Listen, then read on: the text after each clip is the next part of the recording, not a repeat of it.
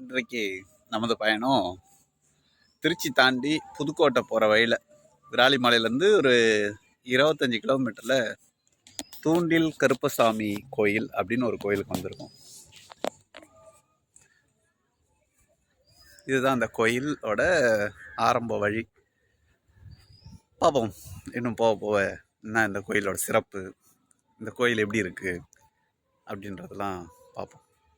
வாங்க.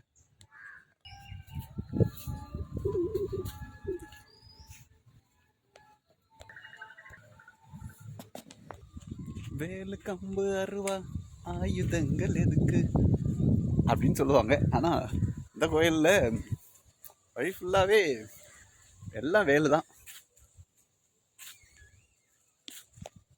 ஆனால் எனக்கு என்ன ஆச்சரியன்னா, நம்ம மக்கள் எவ்வளோ ஒரு சரியாக இருக்காங்க பாருங்கள்.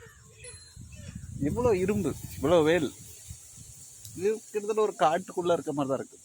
ஆனால் ஒரு வேல் கூட யாரும் எடுத்துருக்க மாட்டாங்க போல, அப்படி இருக்குது எல்லாமே.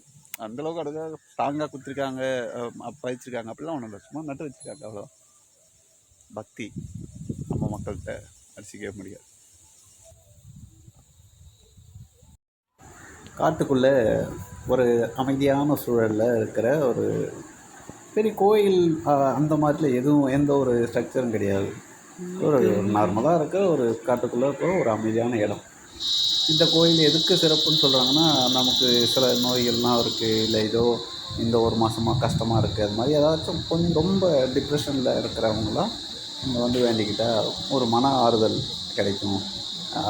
ஏதாச்சும் உடம்பு சரியில்லாத மாதிரி இருக்குது அப்படின்ற மாதிரி இருந்ததுதான், சடனாக இல்லை உடம்பு சரியில்லை அப்படின்ற மாதிரி இருந்ததுன்னா இங்கே வந்து வேண்டிக்கிட்டால் சரியாக போகும் அப்படின்றது அந்த சுற்று வட்டாரத்தில் இருக்கிற மக்களோட ஒரு எண்ணமாக இருக்குது. அது நடந்திருக்கும், செய்யலாம், சரியாக இருக்குது அப்படின்ற மாதிரி சொல்கிறாங்க. இதுதான் இந்த கோயிலோட சிறப்பு. ஒரு அமைதியான ஒரு சூழலில் நல்லா இருக்குது கோயில்.